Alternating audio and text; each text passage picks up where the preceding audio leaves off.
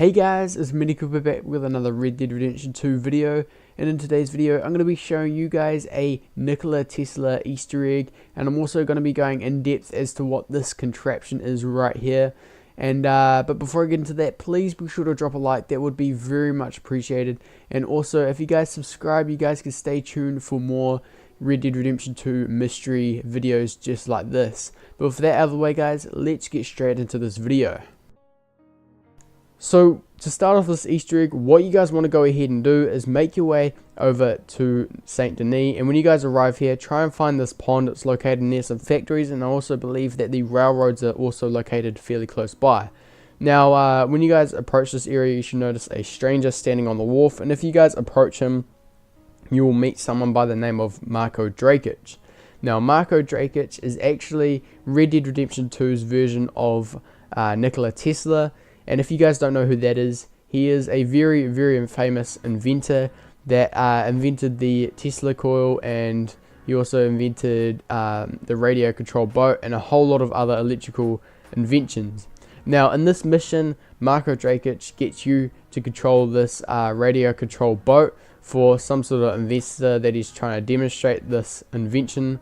And I find that very interesting because in Red Dead Redemption 2, the sort of time zone or era when this was around was 1899, and Nikola Tesla showed off his boat or his radio controlled invention in 1898, so that's a whole year before this.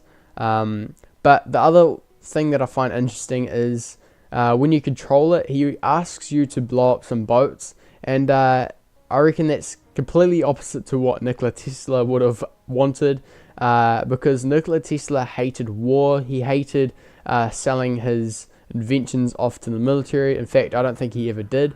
And but yeah, he just really hated war, and he hated the military because they apparently kept on asking him to help them with some inventions.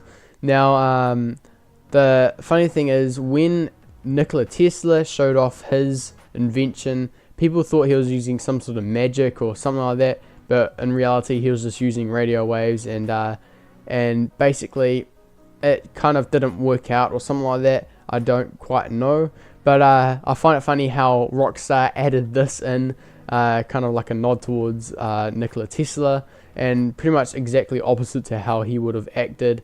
But yeah, so if you guys complete this mission, he will ask you to go to his laboratory that is located on Dover Hill. Now to trigger part 2 of the mission, what you want to do is make sure you wait at least 24 in-game hours after completing part 1, and also you have to be here between 10 PM and 5 AM. There also has to be a thunderstorm happening while you're in this area, but to trigger the thunderstorm you just have to be in this region of the map, and it's real simple. It automatically just triggers when you're here.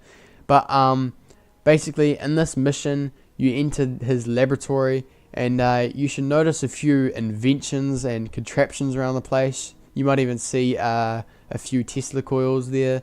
And then basically this laboratory actually exists in real life. It's called the Wardenclyffe laboratory, and it's located right next to the Wardenclyffe tower, which looks exactly like the tower in this game. Now I'll talk a bit more about that very soon. But in this mission, Marko actually asks you to go outside and plant some conductors around the place, and he'll give you like a light that flashes. Now when the light flashes slow, it means you're going in the wrong direction. When it flashes fast, it means you're going in the right direction. Now once you've planted all the conductors around the place, he'll ask you to come back because he has something to show you, and but it fails. So he then asks you to go up into the tower, and you'll notice 3 switches up there. Now with these 3 switches, it's kind of like a puzzle to solve it, but it's real simple.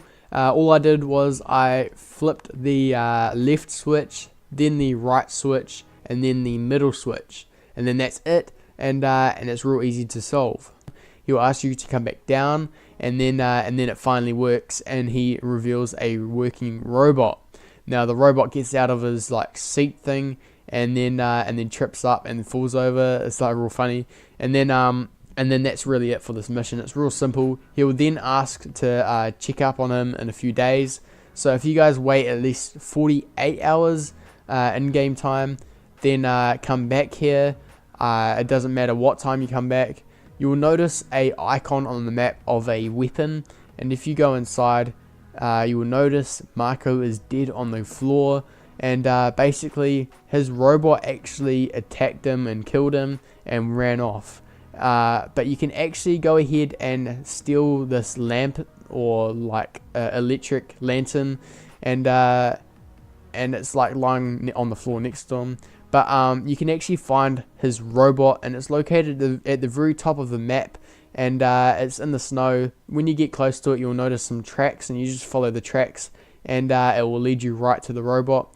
You can leave him alive, or you can even shoot him and kill him.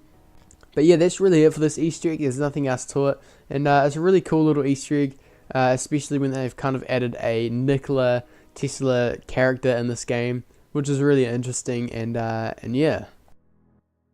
But you guys may be wondering what this tower is right here. This tower is actually called the Wardenclyffe Tower, and basically what this did was, it wasn't designed to create robots or anything like that. From what I understand, it was actually designed to create free energy. So what that meant was you could be anywhere around the world and you would have free energy right there. Apparently you could hold a light bulb and it would just turn on even though it's not plugged into anything.